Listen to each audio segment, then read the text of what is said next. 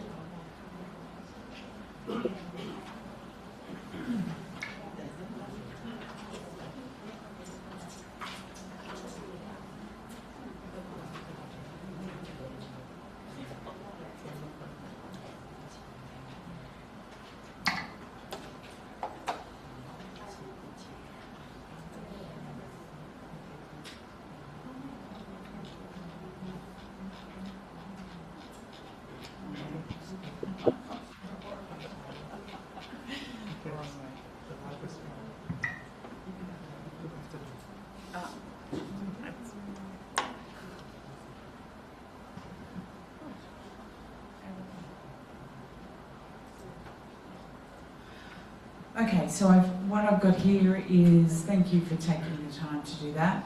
What I've got here is just a reminder. When we talk about death literacy or indeed grief literacy, we're thinking about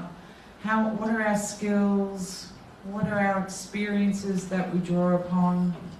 what are any actions that these skills and experiences might help us to take, and what is our knowledge. And I've been inviting you to think about maybe what are the gaps in your knowledge, what are the strengths of your knowledge, and where maybe do you need to work with someone around those gaps, or think about how you manage experiences around death, dying, loss and grief. ก็ขอบคุณที่เราได้มาร่วมกันแล้วก็ reflection นะครับก็จะประมาณ4อย่างนะครับที่อาจารย์พูดเองก็คือทักษะประสบการณ์สิ่งที่เราทำแล้วก็ความรู้อะไรที่เราทำได้ดีเป็นข้อแข็งแรงอะไรที่เรายังเป็นช่องว่าง แล้วเราจะหาใครหรือติดต่อใครเพื่อเติมเต็มทักษะหรือช่องว่างตรงนั้นให้เรา Okay, and I'm actually going to start with a video. Just give me a second. I am going to get the one with captions. Okay. We can do this. Could you share the screen? Yeah. Share this one.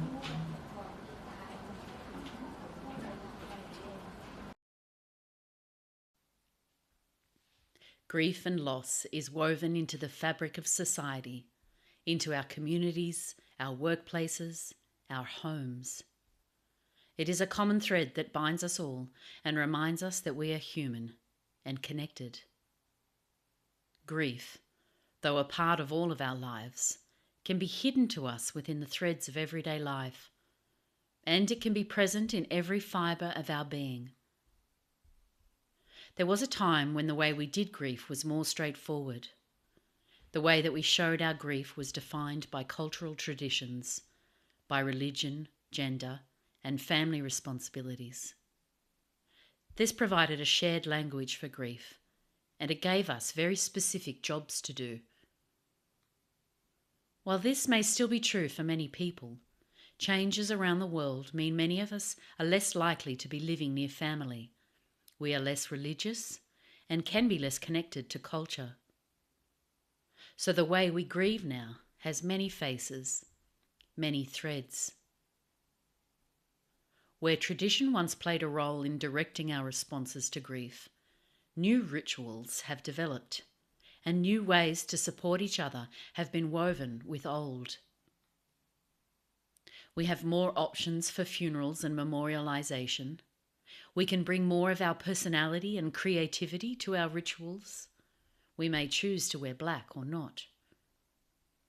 One family member may want a very traditional send-off. Another family member, a party on the beach. We might choose to laugh till we cry over silly movies with our best friends, or find deep comfort in enacting traditions. Perhaps surprising ourselves that we can do both. Whatever we choose, we can bring our own values and place our own meaning in more ways than ever before. So what are the ways people show up when someone is grieving in your community, your workplace, neighbourhood, family? Does it foster connection? Is it comforting? Can your community be a place where grieving doesn't have a timeline, where grief is not something to get over, but to move through, to grow around without fear or judgment?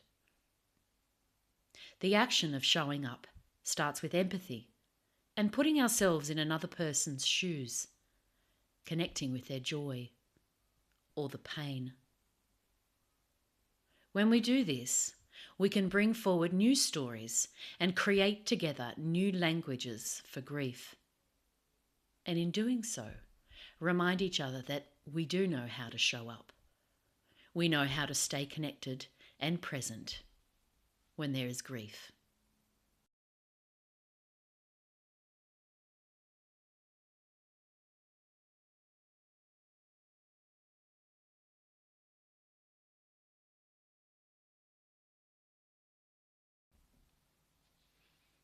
It's natural to shy away from the pain of grief, the awkwardness, the discomfort, the not wanting to get it wrong or make it worse for someone. How do we get better at showing up then and not shying away? Being there is a good place to start, holding a space for grief, for ourselves and for other people. There are some things that aren't very helpful too. Common phrases like, everything happens for a reason, or they are in a better place now. Expecting people to have moved on or be over it in a certain time frame. Avoiding or not acknowledging another person's grief. Comparing losses. Giving advice. Showing up also means having some understanding and awareness of our own ways of doing grief. Our experiences with loss, our beliefs and attitudes mould the way we respond when somebody else is grieving. Most of us have a preference or a tendency when it comes to expressing our grief. Are you someone who is more likely to focus on your thoughts, your feelings, or on doing? Knowing and being comfortable with these natural tendencies of our own helps to normalise the different ways other people grieve. Reflecting in this way develops our grief literacy, enables us to know what might help or what might get in the way when we show up for others. It might also mean acknowledging that you too are currently grieving, that you need to give yourself time and care and allow people to support you while you give support to someone else. Showing up for grief means listening, being present, using the person's name, asking about them, sharing a story or memory, letting people grieve as they will. To show up is not only an action then, it's a commitment to each other, to connection, to compassion, to the fullness of the human experience.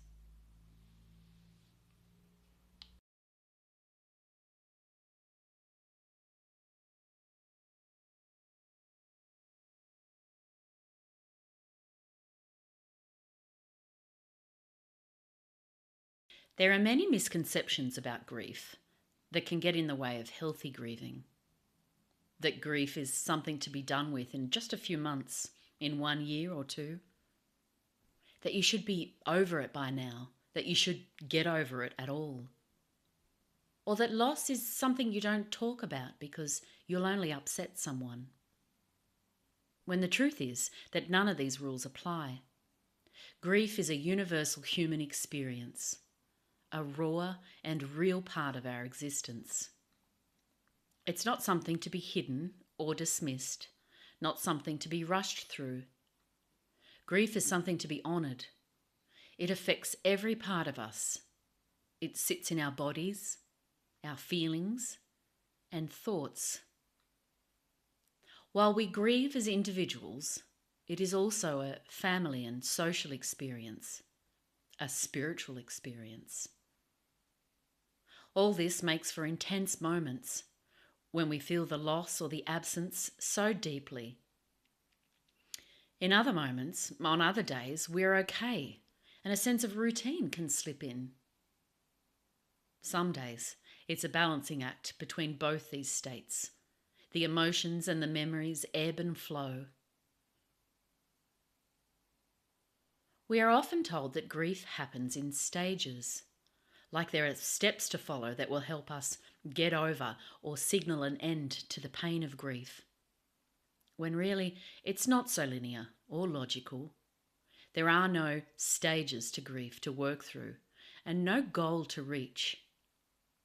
It may be many years later and a memory, a song, or a smell will knock you off your feet to remind you that grief and that which you have lost is still there. We may yearn to bridge the gap, to find a way to keep the connection alive.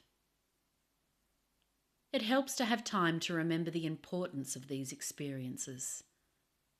and how normal they are. And though it is hard to give ourselves time to feel the pain, and although it may sound strange, it is important to remember that the lighter days, the good days, the memories that bring a smile to our face are as much a part of grief as the hard days. There are many ways to support grief, many strategies for coping. Writing, walking, talking, working, travelling, sorting, and just hanging in there. Some people talk about needing their friends, others of needing to be alone. When people die, that's it on one level. But grief is not the end of love. It signals a bond that continues in our hearts and minds. Those relationships in some way will go on. They will continue to be a part of us and who we become as we muddle on and fluctuate and grow around grief.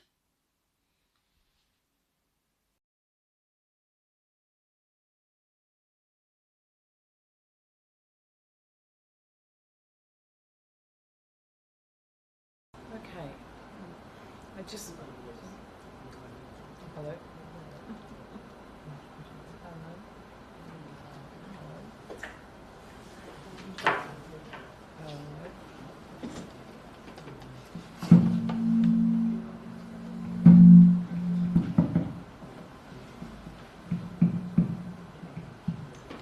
Hi everyone. I hope that was... We find in Australia that it's a really helpful thing to have different ways of talking about talking about grief and loss, and not just having us. Good. Yep. Okay. Sound okay? Yep. Speaker is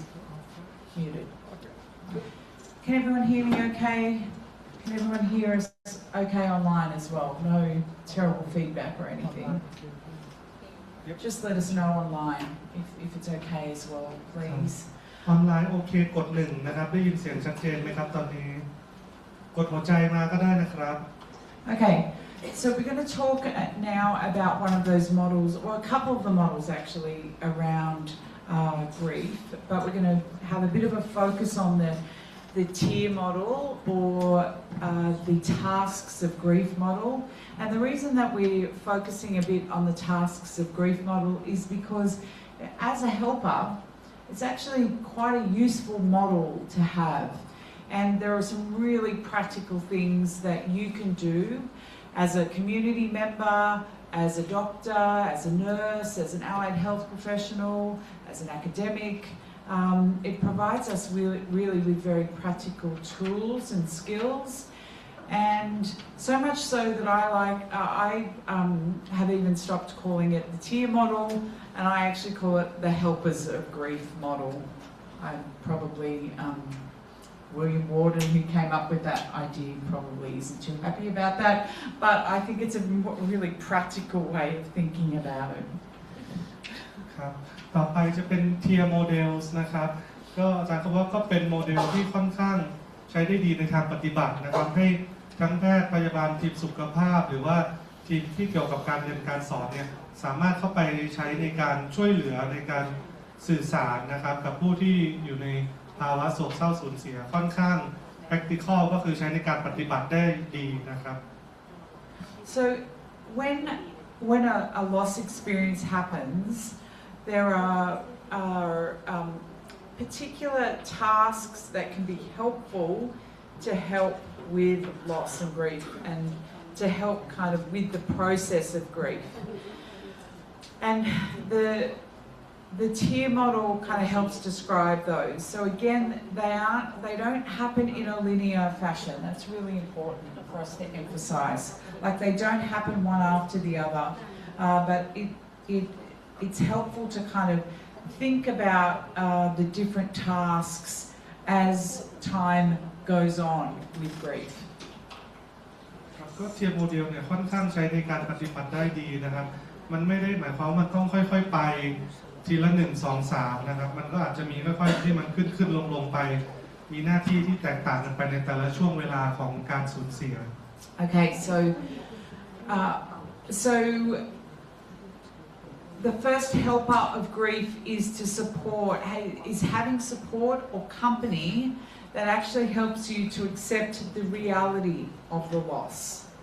So this is where you have access to information or ritual that actually helps you to realize that the person has died. So this, for example, it might be seeing the body of the person who has died. It might be, using words. So for children, the word die might be very important because it helps them understand the difference between being sick or being sleeping or sleeping to actually the body being dead. อันแรกนะครับก็คือที่จะช่วยให้เราสามารถช่วยเขาได้นะครับคือพยายามให้เขายอมรับถึงความเป็นจริงของการสูญเสียนะครับไม่ว่าอาจจะเป็น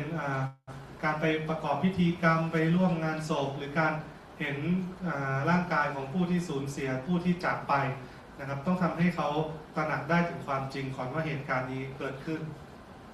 Now we'll go into more detail in a minute, but I might just go through the next two. Opportunities to experience the pain of loss is helpful in grief. So that means being able to share stories together, for example, or crying together, or talking about the person, but really being able to have moments where you can feel the pain that is associated with that separation and loss.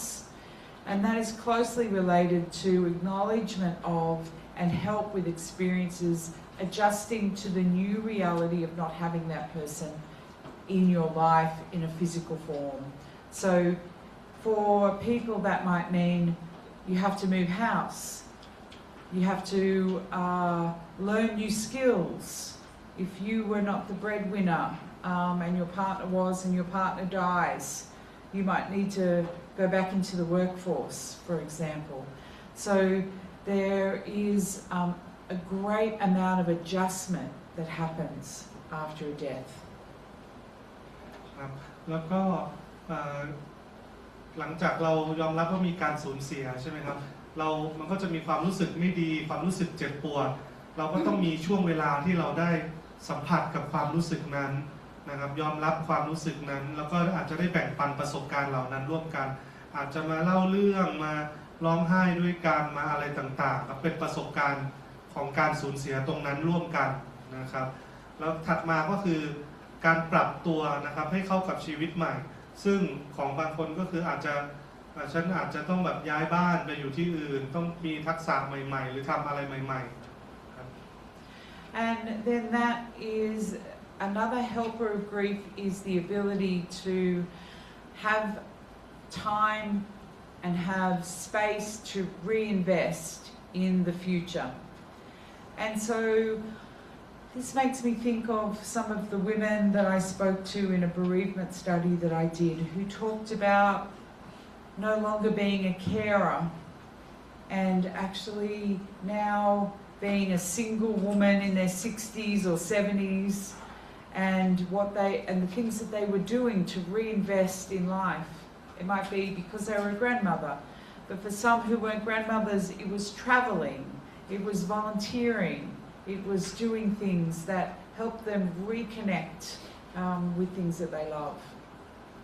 ครับแล้วก็ขั้นตอนที่4นะครับก็คือ reinvest นะครับหรือว่า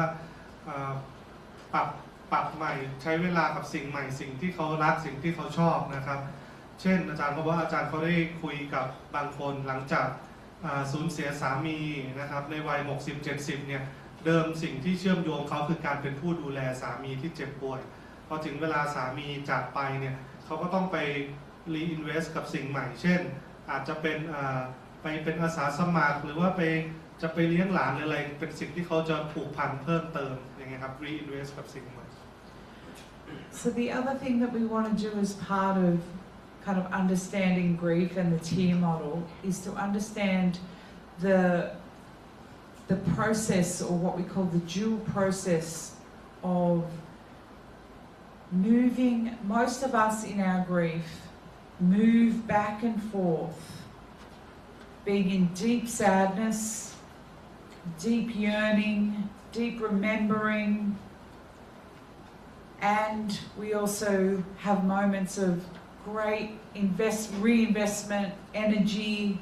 attending to new things, doing new things. And of all the things that I would say to you today, this is often where people feel like they might be going crazy or they might feel like they're unusual because some days they're good and other days they can't get out of bed. And so it's really important for for you as a helper, a supporter of grief, one, to know that that's what will happen to you, and you can probably relate to that feeling of being okay one day or 1 hour and not so good the next. But to be able to normalize that for other people. ครับเพื่อที่เราจะเข้าใจเรื่องของ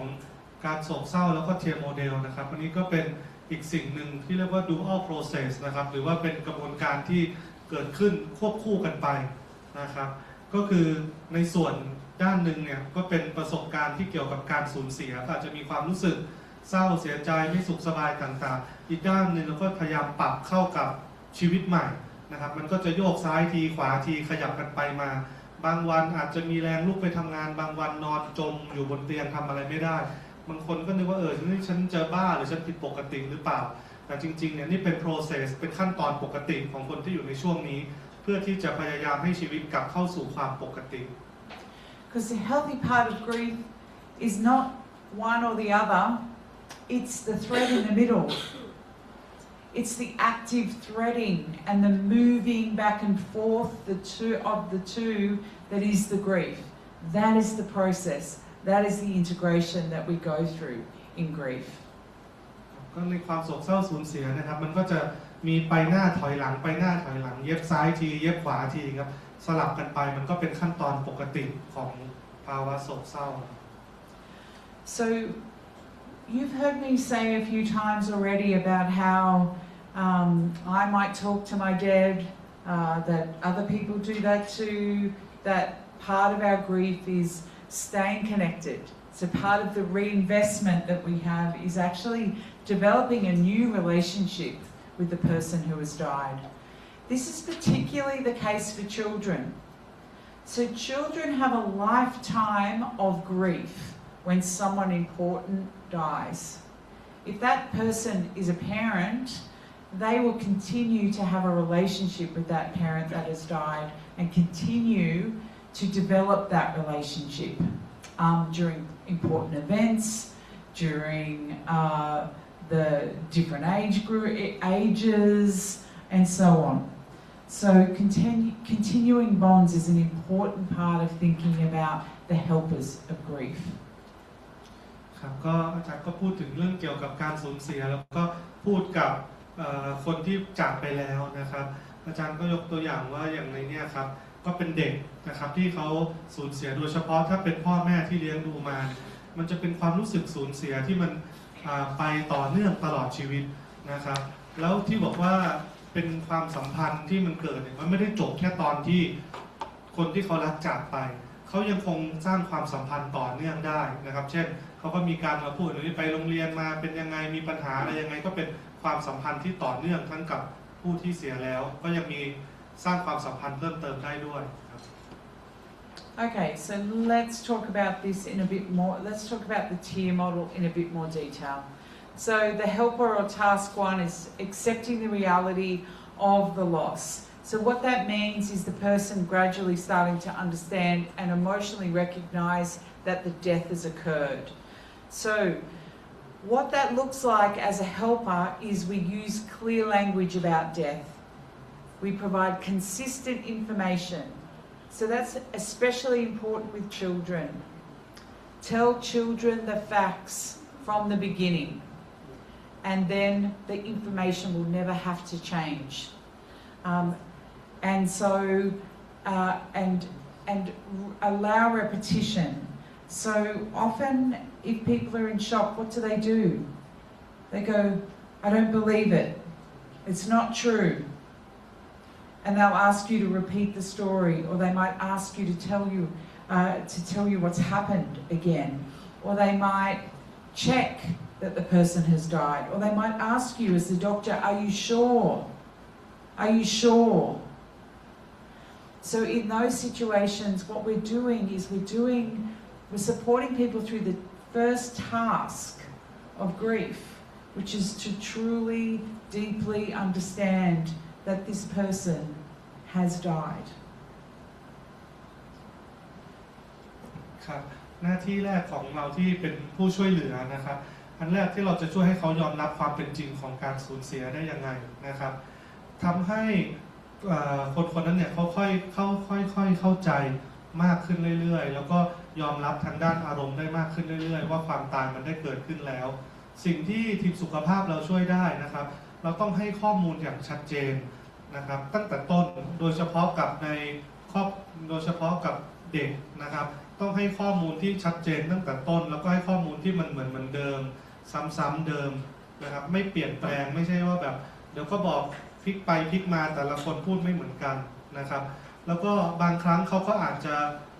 อยากจะเช็คว่ามันจริงหรือเปล่าเขาอาจจะถามซ้ำเราก็ต้องเล่าเรื่องเดิมให้เขาซ้ำนะครับ So we want to support viewing rituals where that is important, funerals and goodbye practices, whatever they might be. So in the case where you might be seeing someone who didn't have good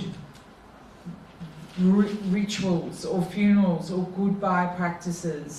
so sometimes what we need to do as helpers is actually kind of go back to go forward. What would be a ritual we could do now that might help you with this? And this is especially important to avoid euphemisms that confuse reality. And I've talked about that a few times now. So, oh, sorry. ครับแล้วก็เรื่องของพิธีกรรมนะครับงานศพหรือว่าการที่จะบอกลาต่างๆเนี่ยก็เป็นการช่วยให้พยายามจัดให้ดีนะครับให้เขาเป็นจำได้และของไหนได้แต่บางครั้งมันอาจจะมีเหตุการณ์ที่ตอนนั้นมันไม่ดีเนาะหมายถึงว่ามันอาจจะเร่งรีบเลยก็แล้วแต่อาจจะต้องกลับมาถามเขาว่ามีอะไรที่เราอาจจะทำให้มันดีขึ้นได้ไหมตอนนี้ให้เขาเพิ่มการยอมรับนะครับลดไม่ให้เขาสับสนนะครับให้มันชัดเจนไปเลย So what are we listening for? Can the person talk about death and use clear words? Can they describe the death as real, or do they describe it as temporary? Have they had opportunities for goodbye rituals? We talked about that. Are there unanswered questions about what has happened? So in the case of suicide or no body, or during COVID when we couldn't see the people that we love and say goodbye to them, that has complicated some of this for people. So a reflection for you. And again, I would encourage you to make some notes about this. Am I using clear language or protecting myself with softer words? Have I allowed space for the story to be told more than once?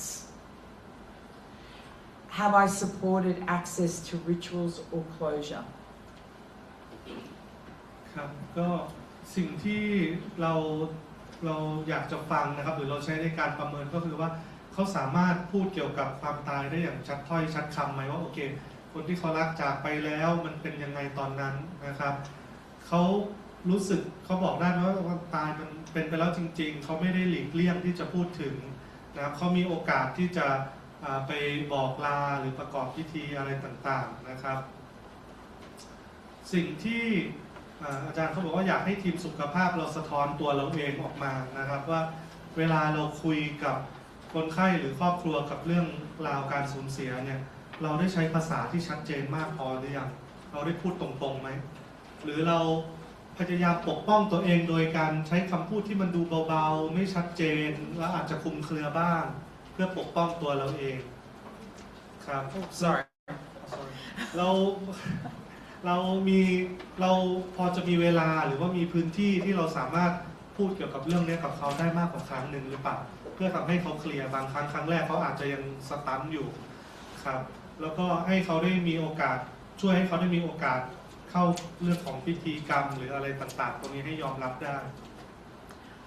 Okay, and so how does it sound?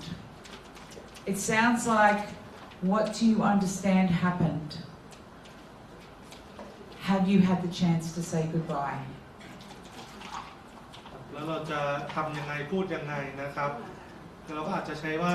คุณเข้าใจสถานการณ์ตอนนี้ว่ามันเกิดอะไรขึ้นแล้วบ้างนะครับคุณมีโอกาสได้เข้ามาบอกรักหรือบอกลาคน คนที่คุณรักหรือเปล่า Okay, task 2. The process of being able to work through the pain of grief. So this is about allowing the emotional expression to be expressed, the grief to be expressed rather than suppressed and stuck in our bodies and stuck in our minds. We want to normalize, which is why it's important to be able to understand the dual process that we talked about before. It's important to be able to listen without fixing. Doctors, all of us, but especially doctors, right? We're so used to fixing, making things better, taking pain away. Nurses too, all health professionals. We're trained to fix. With grief, we want to listen, slow down, ask questions. We want to avoid rushing reassurance. You know, it can feel like not listening if someone's saying, yeah, you'll be okay, it'll be fine, you know, and they're patting you. Now sometimes that can be really appropriate and really helpful, but other times it can feel like someone's trying to rush you and shut you down. So, of course, there's great kind of cultural expression in grief, but also we mustn't make assumptions about someone's grief because of a shared culture. And we need to look out for isolation or emotional shutdown, where people are completely shutting down from emotions. ครับหน้าที่ในฐานะที่เราเป็นผู้ช่วยครับหน้าที่ที่2ก็คือให้เขาได้แสดงออกถึงความรู้สึกต่างๆที่มันเป็นด้านลบความรู้สึกเจ็บปวดสูญเสียต่างๆนะครับให้โอกาสเขาแสดงออกมากกว่าที่จะเก็บกดเอาไว้เพราะไม่งั้นมันก็จะยังคาอยู่ในตัวนะครับทีมสุขภาพเราทำอะไรได้บ้างนะครับอันแรกเราต้องตระหนักว่ามันเป็นเรื่องปกติที่เขาจะมีการแสดงออกถึงความโศกเศร้าสูญเสียไม่สบายใจต่างๆมันเป็นเรื่องปกตินะครับพยายามฟังอย่างไม่ตัดสินเปิดพื้นที่ให้เขาได้พูดแล้วเรานั่งฟังนะครับอย่ารีบไปตัดบทหรือบอกว่ามันไม่ใช่มันไม่ถูกอะไรต่างๆเน้นฟังเยอะๆนะครับแล้วก็อย่าเร่งรัดเขาให้เหมือนกับว่ามันก็เป็นอย่างนี้แหละเดี๋ยวมันก็ดียอมรับไปซะเถอะให้เวลาเขาได้ปลดปล่อยอารมณ์ปลดปล่อยความรู้สึกออกมานะครับแล้วก็เคารพในเรื่องของการแสดงออกวัฒนธรรมอะไรต่างๆของเขาแล้วก็เฝ้าระวังว่าคนไข้จะมีลักษณะแบบปิดตัวหรือเปล่าก็คืออยู่ดีๆก็คือไม่สุงสิงไม่พูดไม่ทำอะไรเลย Okay, so who finds asking about emotion a bit challenging? Anyone game enough to put their hand up about that? มีใครรู้สึกว่ายากก็ต้องไปถามว่าอารมณ์เขาเป็นยังไงไหมครับยกมือขึ้นหน่อยครับ Yeah. Okay, you're not alone. So here are some ideas. So what you're listening for in terms of processing grief is, do they seem kind of safe in expressing their emotion?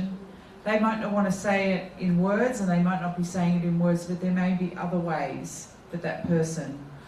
wants to express their emotion. It may be through moving. It may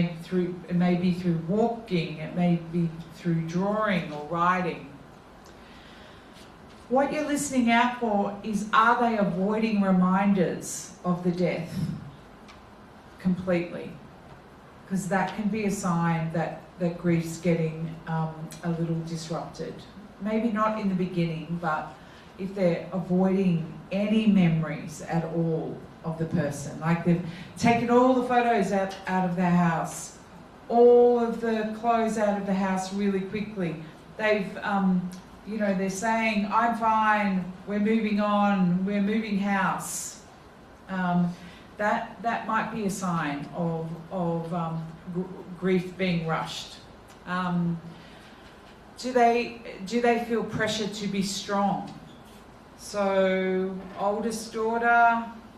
oldest person in the family with the most responsibility. When a parent dies, for example, holding it together to get through the rituals, to do the responsibilities of family. That can be a really tough time for people. So my suggestion to you, to all of us, not just our clinicians, how comfortable are you sitting with distress without trying to fix it?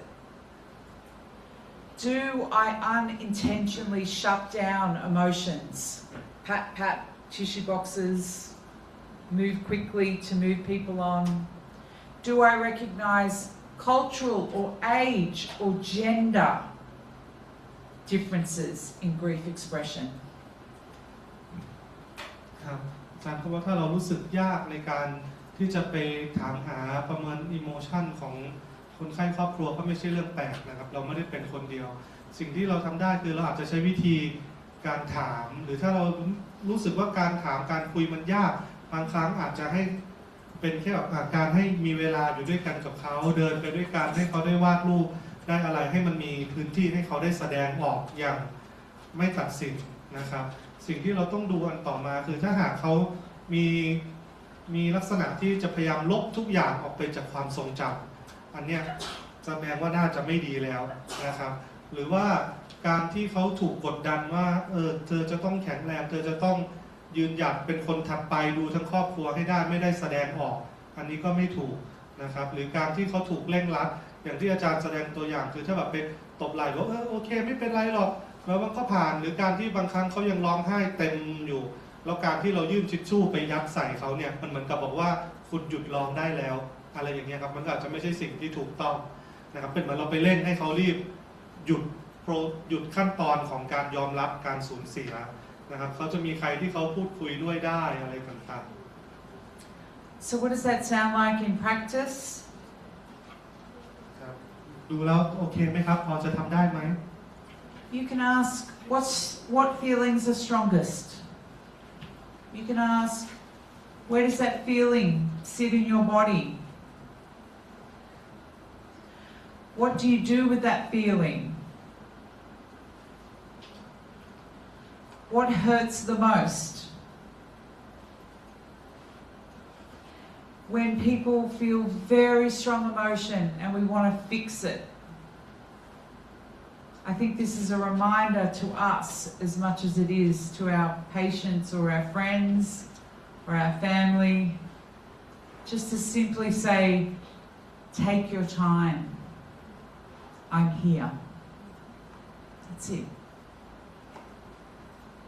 ครับเมื่อกี้จริงอาจารย์ก็พูดถึงว่าสไลด์ที่แล้วครับถ้าเกิดอยู่ในสถานการณ์ที่ยากลำบากครับแต่เราไม่มีเวลาเลยที่จะยอมรับกับมันให้เราคิดว่ามันยากลำบากขนาดไหนครับสถานการณ์ก็ยากแต่ไม่มีเวลาตกตะกอนเลยถ้าเราไปเร่งนะก็เหมือนกับเราทำให้เขาอยู่ในสภาพแบบนั้นนะครับคราวนี้ถ้าเราจะสนับสนุนหรือปลอบประโลมจะทำยังไงได้บ้างเราอาจจะค่อยๆถามเขาตอนนี้คุณรู้สึกยังไงบ้างอารมณ์อะไรที่มันชัดเจนมันรุนแรงที่สุดอะไรอย่างเงี้ยครับคุณรู้สึกยังไงกับอารมณ์นั้นส่งผลยังไงบ้าง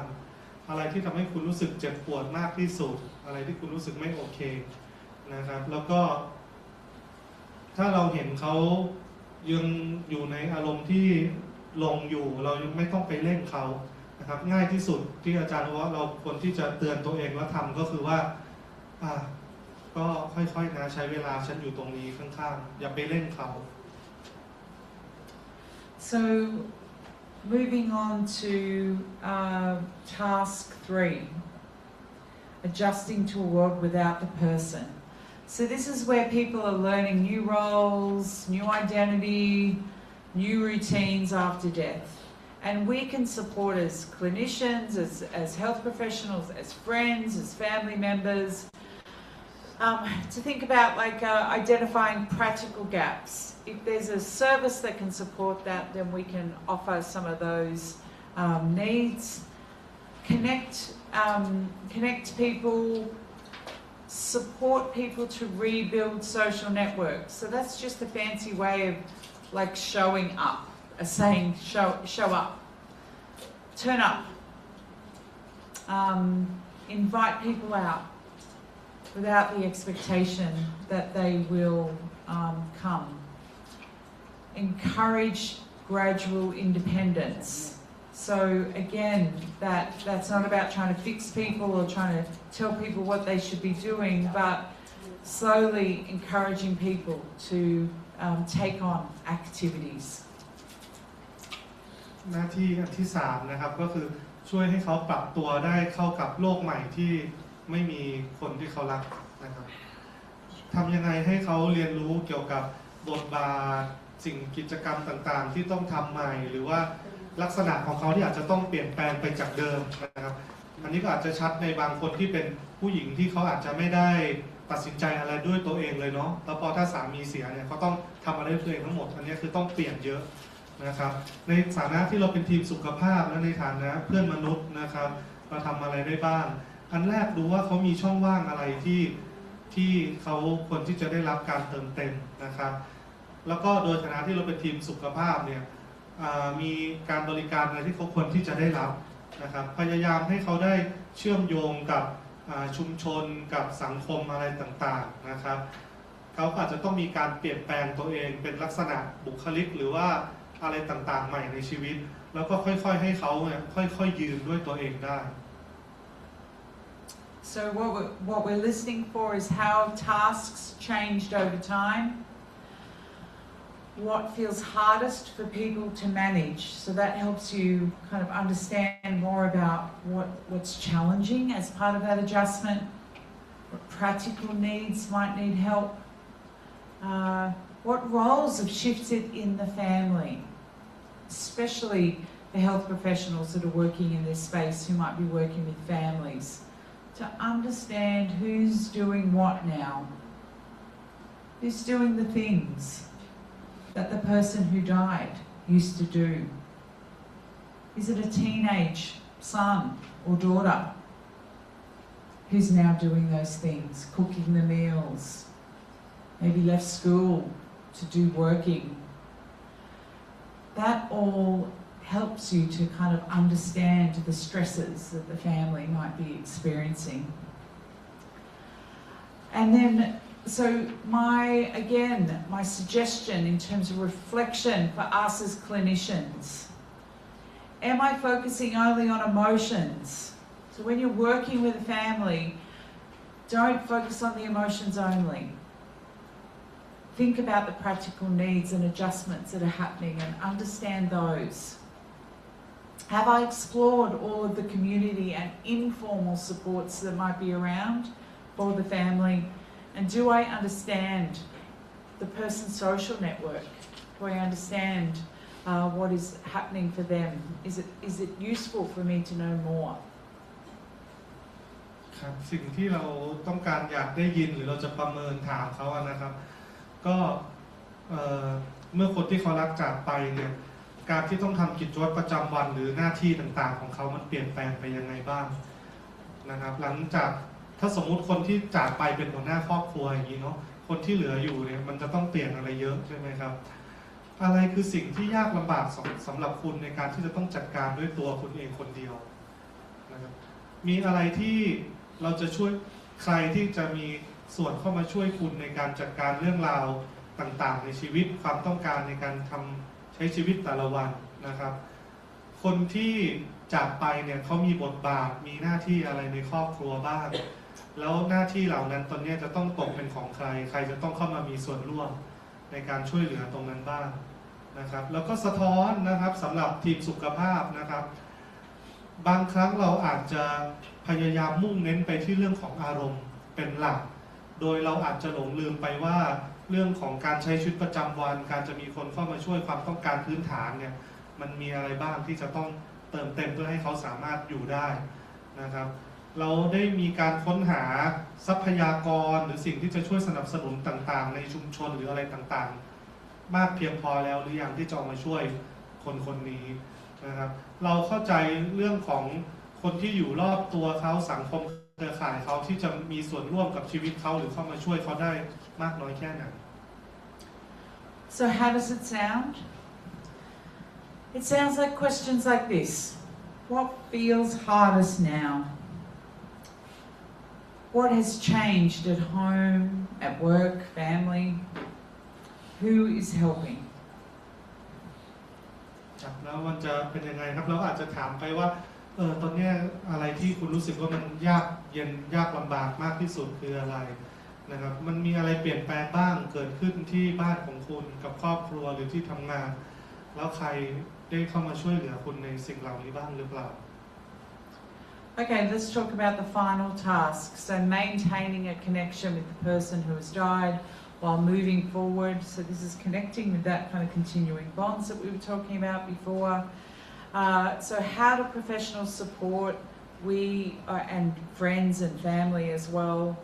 We do that by validating that continuing relationship,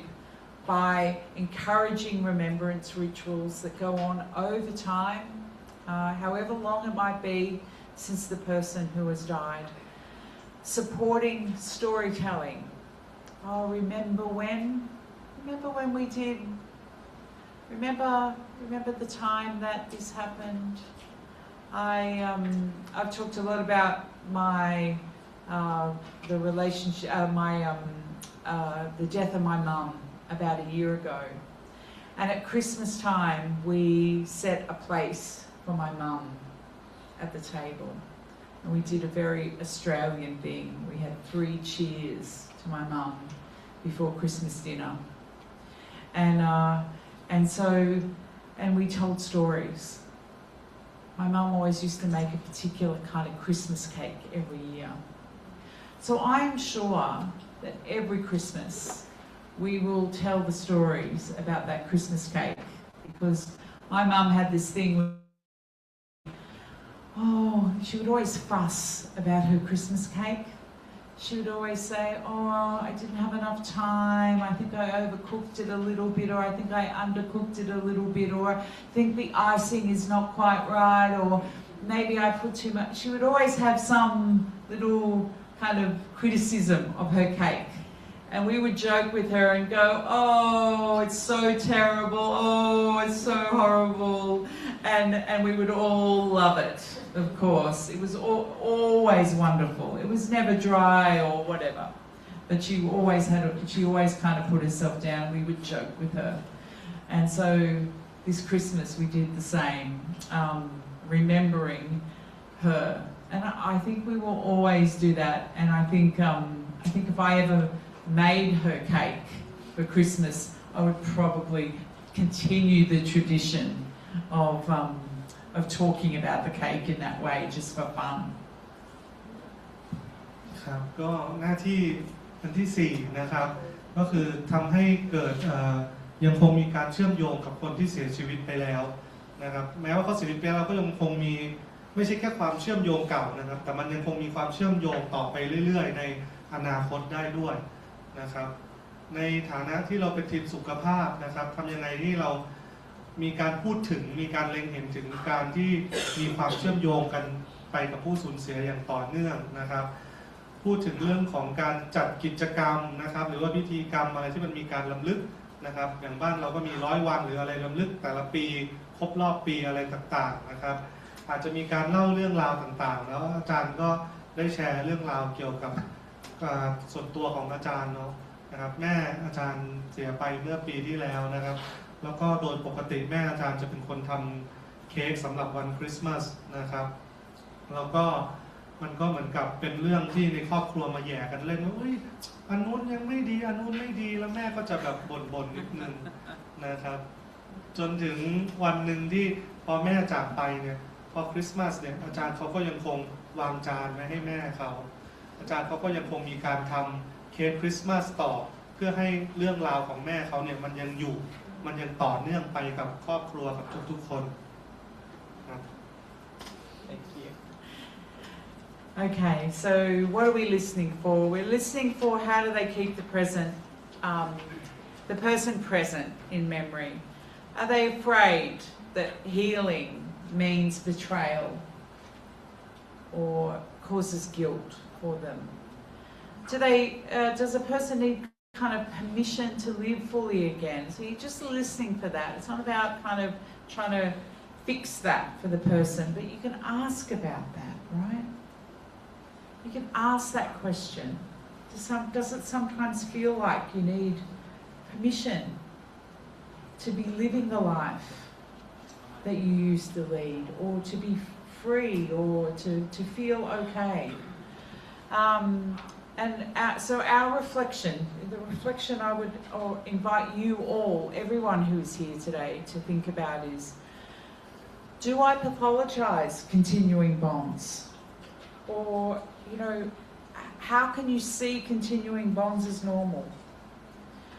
Do I understand the cultural beliefs about remembrance for that person? And how do you find out? You ask. Is this important? Can I hold both grief and growth in a conversation? So both things. And when we talk about emotions, you know, we're often talking about, especially in grief, emotions aren't yes but. Emotions are sad and happy, guilty and okay, upset and getting on with it. So it's the and that we want to encourage, because that's like that is the full kind of spectrum of our human emotion, that we are all of those things. We're never one or the other. Not usually. There's usually an and. ครับนอกจากที่เราจะเชื่อมโยงกับคนที่จากไปนะครับเราก็ต้องดูว่าคนที่ยังอยู่เนี่ยเขาพร้อมจะก้าวเดินต่อไปหรือเปล่านะครับแล้วก็อาจจะมีคำถามว่าแล้วคุณยังได้เก็บเหมือนกับเป็นของดูต่างหน้าของเขาไว้หรือเปล่าอะไรเงี้ยนะครับคุณรู้สึกว่าถ้าเกิดคุณไม่คิดถึงเขาเนี่ยมันเป็นเหมือนการที่คุณทรยศคุณหักหลังเขาไหมบางคนไม่พร้อมจะมีชีวิตใหม่อีกครั้งเพราะอาจจะไม่รู้เคยสัญญาอะไรกันเอาไว้เนาะอะไรอย่างเงี้ยครับก็เลยไม่พร้อมที่จะก้าวเดินต่อไปนะครับหรือว่ามันมีความทรงจำหรือว่ามันมีพิธีกรรมอะไรต่างๆที่ทำให้คุณรู้สึกดีแล้วก็ผาสุกนะครับในฐานะที่เราเป็นทีมสุขภาพเนี่ยเราก็ต้องดูว่าเราโอเคไหมเรายอมรับได้ไหมกับการที่แต่ละคนเขามีความสัมพันธ์ที่เชื่อมต่อกันไปเรื่อยๆไปในอนาคตกับคนที่เสียไปแล้วเรามีความตระหนักเข้าใจเกี่ยวกับเรื่องของความเชื่อเรื่องของวัฒนธรรมเกี่ยวกับการล้ำลึกอะไรต่างๆไหมนะครับและเราสามารถที่จะพูดคุยกับครอบครัวของผู้สูญเสียเนี่ยในการสนทนาพูดทั้งในเรื่องของการสูญเสียแล้วก็การที่ทำให้เขายอมรับแล้วก็เติบโตแล้วก็เดินหน้าไปต่อได้หรือเปล่าบางครั้งในการพูดคุยอาจจะมีทั้งอารมณ์เศร้าแล้วก็อารมณ์ยอมรับอาจจะมีอารมณ์หงุดหงิดแล้วก็อาจจะมีอารมณ์ที่ว่าฉันอยากที่จะพร้อมไปต่ออยากจะก้าวเดินต่อไปซึ่งมันก็เป็นขั้นตอนปกติของภาวะโศกเศร้าที่จะมี2 อย่างนี้ปนไป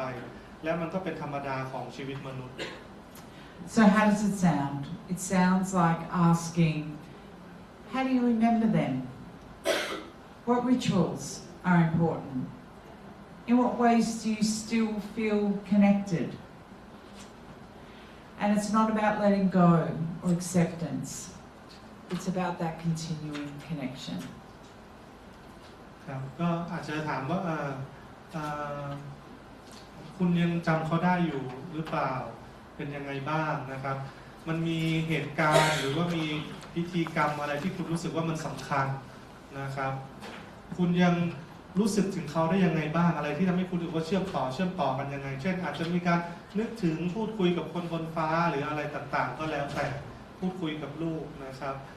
มันไม่ใช่ว่าถึงเวลาปุ๊บเราต้องตัดฉากความสัมพันธ์นะครับหรือต้องบอกว่า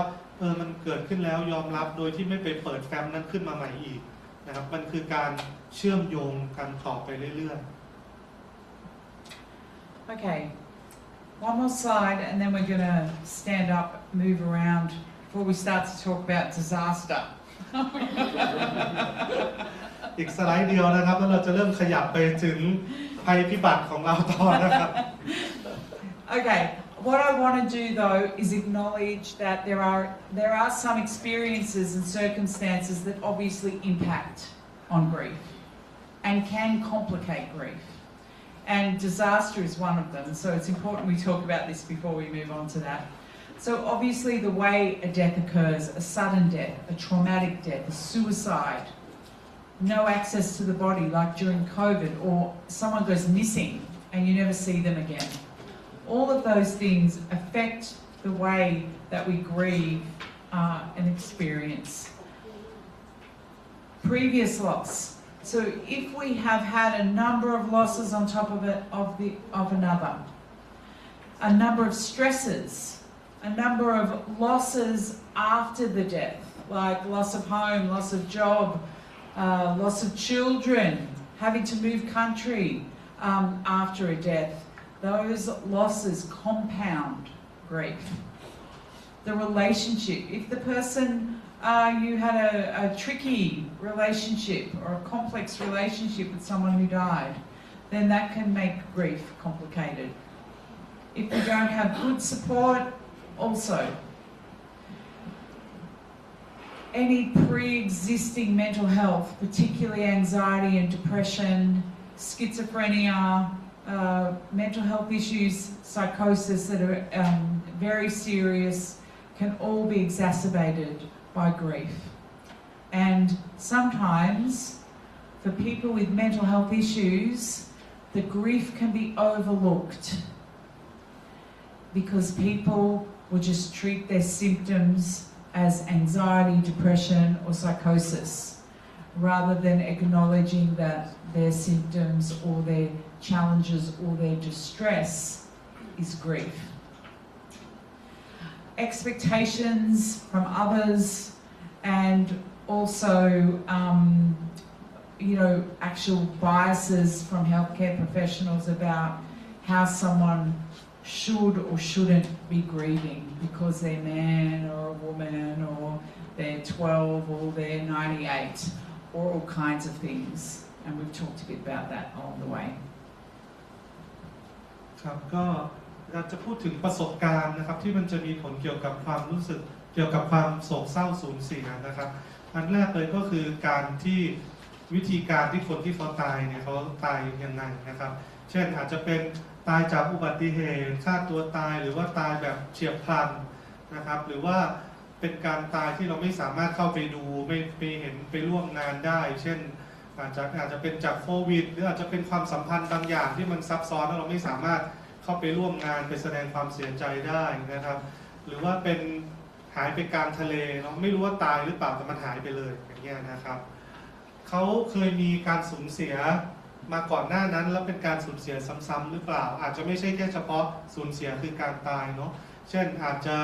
ตกงานนะครับเสียบ้านเสียอะไรต่างๆค่อยๆเสียไปเรื่อยๆนะครับความสัมพันธ์ระหว่างเขากับคนที่จากไปนะครับมีใครอยู่เคียงข้างที่คอยให้ความช่วยเหลืออะไรต่างๆเขาหรือเปล่าและถ้าหากเขามีปัญหาทางเรื่องของจิตเวชเดิมนะครับเรื่องของกรีฟเนี่ยมักจะเป็นเรื่องที่ถูกมองข้ามเพราะคนที่ดูแลอยู่ก็มักจะนึกว่าเป็นจากปัญหาสุขภาพจิตเดิมเป็นไซโคซิสเป็นอะไรของเขาแต่จริงๆสิ่งที่เขาเผชิญอยู่คือเรื่องของความโศกเศร้านะครับรวมถึงความคาดหวังจากคนอื่นนะครับเช่นว่าคุณเป็นทีมสุขภาพคุณก็รู้อยู่แล้วนี่คุณก็ต้องแข็งแรงคุณก็ต้องยอมรับได้หรือว่าคนเป็นผู้ชายคุณเป็นแข็งแรงคุณน่าจะไม่ควรแสดงออกอย่างนั้นอย่างนี้นะครับตัวเราเองมีไบแอสมีท่าทีอย่างนี้หรือเปล่าเวลาเราดีลกับครอบครัว Okay, afternoon standing up I think โอเคเอาแต่เขาให้ยืนก่อนนะครับ Alright เราจะง่วงนะครับ I think so Yes, comfort break. If anyone needs a comfort break, please take one. ถ้าใครอยากเบรก How ก็ about พั we กผ่อน stretch ได้นะครับ up? Stretch up ยืดครับยืดขึ้น and down. And if you want to flop all the way down, for those of us that can still touch our toes. โอ้นิ้วเขาแตะถึงนิ้วเท้าเลยนะครับทุกคนเราต้องเขาแตะถึงนิ้วเท้านะครับเราอย่ายอม That's cheating. You're like the youngest person here. I said you can touch your toes so everyone should able to touch your toe. You are very good. Okay, stretching. Yeah. Okay, everyone, make a little gentle fist. กำมือครับ Okay, and let's wake our muscles up. ขอให้กล้ามเนื้อตื่นตัว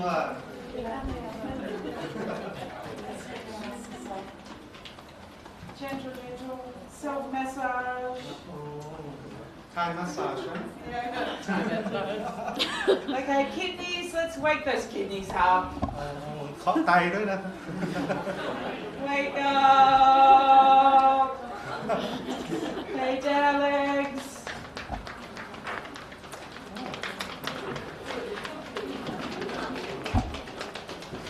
Oh. Okay, turn to the person beside you, give them a little น massage. วดไหล่เพื่อนข้างๆครับ That's it. Little massage. Turn to someone else. Give return the กลับบ้า favor. นนะครับนวดคืนให้เพื่อน Everyone twirl like a ballerina. โอ้หมุนตัวแบบบัลเล่ต์ครับ Oh no, don't do that very often. Oh no, everyone online had to see me do that. Wonderful. It's Great. Okay. So, and now, so something that they do in sports psychology. I don't know if you know this, but you know, we're often encouraged to take breath in the nose, breath out of the mouth. You know, that's a Pilates breath and yoga breath. That's great. ใจแบบพิลาทิสเข้าจมูกออก And ปากนะครับ that's great to be calm. When you need to like energize a little, you can do kind of the opposite of that, which is breathe in like 6 times really quickly. ให้ใจเข้าทางจมูกเร็วๆติดกัน6 ครั้ง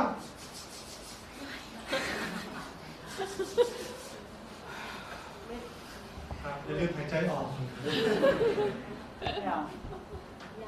And then let it calm. ทำให้เราสงบนะครับสงบจิตสงบใจ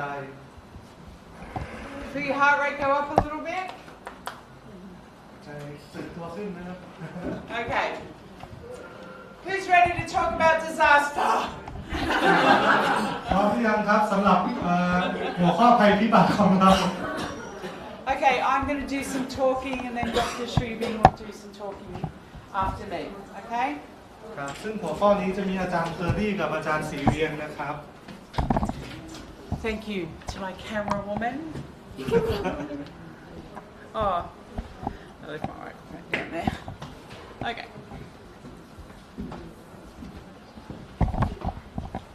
So just before we move on, was there a question? There were lots of questions and lots of ideas about how did that sound or what it might sound like. Was there a question or a suggestion in that bit of talking then that was helpful to you? Something that you might use in your clinical practice or in your family or in your community? Does anyone want to share? Just one. Just give me one example. อาจารย์ก็อยากขออาสาสมัคร1 ท่านนะครับช่วยแบ่งปันสิ่งที่เราได้เรียนรู้ไปว่ามีอะไรที่เราสามารถนำไปใช้ในการปฏิบัติของเราได้บ้างครับท่านเดียวพอครับไม่ต้องแยกกัน A new question, a question that maybe you knew about that you haven't used before. Was there a question that surprised you? คำถามที่อาจารย์ก็โชว์เนี่ยมีคำถามไหนที่เรารู้สึกว่าโอ้มันประหลาดใจมันน่าเอาไปใช้ได้อะไรอย่างนี้มีบ้างไหมครับทางออนไลน์ก็ได้นะครับ Everyone shy. Maybe online. Anyway, have a think. I think sometimes when I'm working with health professionals about these questions and about thinking about the tasks of grief, the ones that are most challenging are these ones, how to support emotions. In particular, like saying out loud, take your time, I'm here.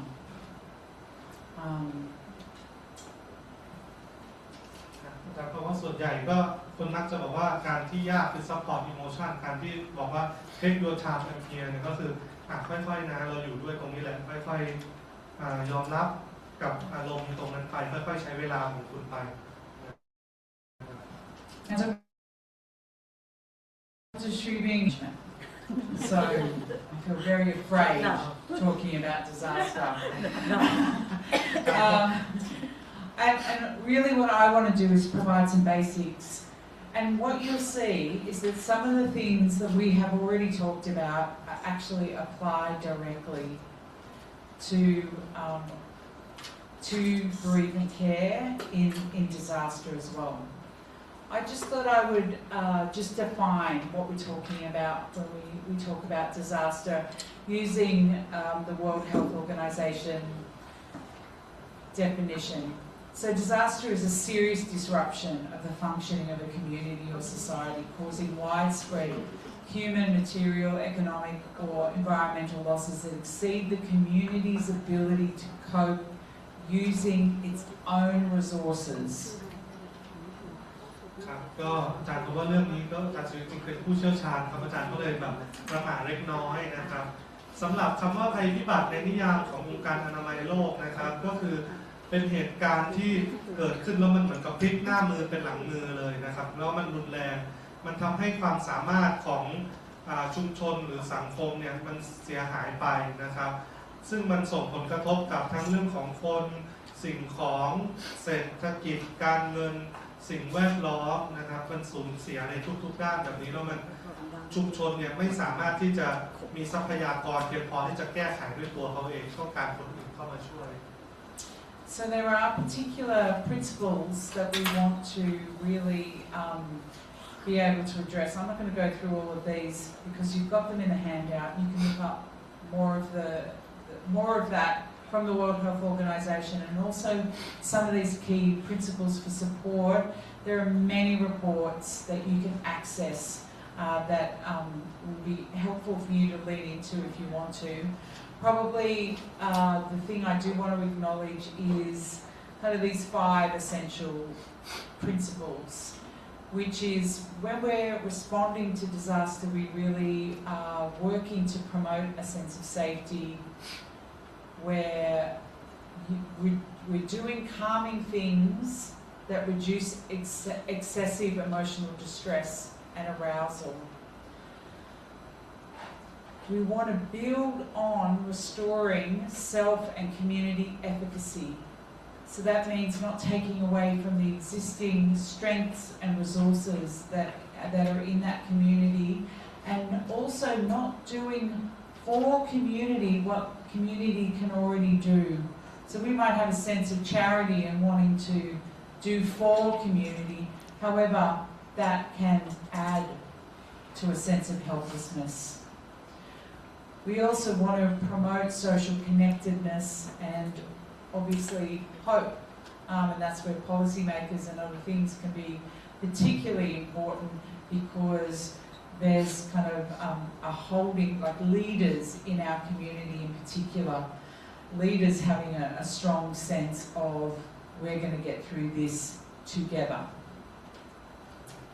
Oh, sorry. อาจารย์เขาพูดถึงว่าก็มี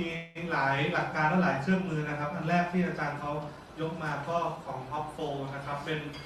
หลักการที่สำคัญ5อย่างนะครับอันแรกเลยก็คือทำให้เขารู้สึกว่ามันปลอดภัยแล้วนะครับในสถานการณ์ปัจจุบันไม่ได้พยายามจัดการสิ่งที่อันตรายต่างๆให้เรียบร้อยครับให้คนเขารู้สึกปลอดภัยแล้วก็นิ่งนะครับสงบจิตสงบใจลงนะครับแล้วก็ต้องมาดูว่าสังคมในชุมชนที่อยู่ตรงนั้นเนี่ยมีอะไรที่เป็นจุดแข็งของเขาอะไรที่เขาแข็งทำได้ดีพยายามดึงขึ้นมาให้เขาทำอย่าไปทำอะไรที่มันซ้ำซ้อนกับจุดแข็งของเขานะครับแล้วก็พยายามให้แต่ละจุดของสังคมเนี่ยมีการเชื่อมต่อกันเพื่อให้แต่ละคนดึงเอาจุดแข็งของแต่ละคนออกมาใช้เพื่อให้กลับมาฟื้นตัวนะครับ พยายามหาผู้นำเพราะว่าผู้นำมักจะเป็นคนที่ในชุมชนเนาะที่จะช่วยให้ทั้งชุมชนเนี่ยมีทัศนคติที่ดีเชิงบวกแล้วก็ช่วยกันแก้ไขปัญหาได้ Okay, so I want to skip to talking directly about what helps after disaster in regards to bereavement, and I'm really just going to focus on some of the things that we haven't probably talked about, or actually we've talked about all these things, but same principles apply after a disaster. We want clear and honest information about a death that has occurred. So it's important that families have factual information about the person who has died, as much as we can provide. That there's practical help with immediate needs, support for rituals or practices that need to happen in the immediate time after the disaster. So that might mean a really quick access to burial, for example, for some people, but that may well be disrupted because of coronial or other kind of complicated factors. Normalising grief, being able to bring peer support, and the best case scenario really is when community members can support each other and have mutual support. After the September 11 buildings came down, for example, I think they trained about 3,000 grief counsellors and brought them into the city to support everyone in New York after 9/11. But people didn't use the services from the strangers, that's probably an unkind word, but from outsiders. People connected with their workmates and their friends because they had a shared story. You didn't have to start from scratch about how scary it was, or about the smell, or about the experience, because everyone was actually there. So we want to find and support ways for people to kind of come together and gather when they need to. And where people are at higher risk, for example, they might need mental health help, or they may have a severe trauma reaction, then those identifying those people for specialised support is really important too.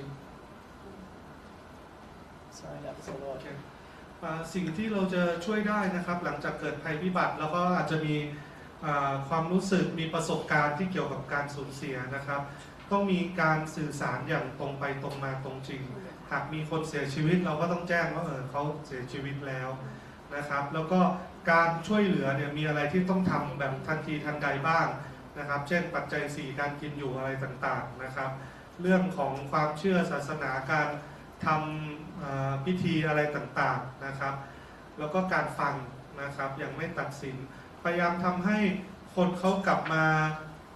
ร่วมมือกันเชื่อมต่อการช่วยเหลือกันนะครับเราก็ทำให้รู้ว่าเรื่องของการความรู้สึกเนี่ยมันเป็นเรื่องที่เกิดขึ้นได้นะครับเป็นขั้นตอนปกติของชีวิตนะครับอาจารย์ก็ยกตัวอย่างว่าเหตุการณ์เครื่องบินชนตึกที่นิวยอร์กนะครับนายวันก็ตอนนั้นเขามีการทำผู้ให้คำแนะนำเกี่ยวกับการสูญเสียเนี่ยถึง 3,000 คนนะครับเพื่อซัพพอร์ตคนในบริเวณนั้นนะครับซึ่งตรงนั้นเนี่ยก็ทำให้คนได้กลับเข้ามาได้มามีพื้นที่เหล่านี้ครับพื้นที่ปลอดภัยได้มาพูดคุยได้อะไรต่างๆแล้วก็ได้มาเล่าเรื่องประสบการณ์ที่มีร่วมกันทั้งความรู้สึกทั้งมันมีกลิ่นมีอะไรต่างๆที่เกิดขึ้นมาด้วยทุกคนก็ได้มาพูดได้มาค่อยๆผ่านไปด้วยกันครับแล้วก็สิ่งที่ดีที่สุดคือพยายามให้เขาแต่ละคนเนี่ยได้ช่วยเหลือซึ่งกันและกันนะครับพยายามให้เขากลับเข้ามาสู่การใช้ชีวิตตามปกติได้แล้วก็ดูว่าใครที่มีความเสี่ยงสูงที่อาจจะต้องการพบกับผู้เชี่ยวชาญทางด้านจิตวิทยา Okay, final slide. What do we know doesn't help? And that is mandatory debriefing, for example, where people have to, where we kind of expect people to come together to debrief or to disclose their emotions. And that kind of is really connected to pathologizing kind of normal grief, especially in that early period after disaster. Ignoring cultural rituals, giving false reassurance. I'm sure they're going to be fine. I can't find them now, but I'm sure they'll be fine, for example. Rushing recovery timelines, and this is the opposite of what I was saying before, replacing community support with services. So when services rush in and take away kind of the jobs that local people are doing. Treating everyone as traumatized. Not everyone will be traumatized in the way that we think, or indeed, traumatized. So that really is very connected to the pathologizing of the following a disaster. So I hope that that's a good basis for the next part of the afternoon, and I'll hand over to Dr. Shribing. ครับอาจารย์คือว่าสิ่งที่เรารู้ว่ามันไม่ช่วยนะครับก็คือ1พยายามบังคับให้เขาหยุดแสดงอารมณ์ปิดความรู้สึกปิดอารมณ์ไปนะครับหรือแบบไปดีบรีฟเลยว่ามันเป็นยังไงบ้างยังไงรู้สึกสูญเสียยังไงโดยเป็นภาคบังคับโดยที่เขายังไม่พร้อมนะครับพยายามบอกว่าเนี่ยมันเป็นความผิดปกตินะที่เขาเป็นกรีฟอย่างนี้ใช้ยาเยอะจ่ายยาเยอะไม่สนใจมิติทางด้านวัฒนธรรมประเพณีต่างๆนะครับพยายามรีบให้เขาหายไวๆรีบจบนะครับแล้วก็ถ้าบางอันก็คือเราพยายามอยากจะเข้าไปช่วยโดยเราไม่ได้รู้ว่าในชุมชนมันมีสิ่งนี้มีการบริการอยู่แล้วการเอาคนหน้าใหม่เข้าไปมันอาจจะไม่ได้ดีเท่าคนเก่าที่เขารู้จักคุ้นชินอยู่เดิมถ้าอะไรที่ชุมชนมีอยู่แล้วให้คงเอาไว้นะครับแล้วก็อย่าตีเหมารวมว่าทุกคนจะรู้สึกแย่ traumatize กับสิ่งที่เกิดขึ้นทั้งหมดมันเป็นรายบุคคลครับ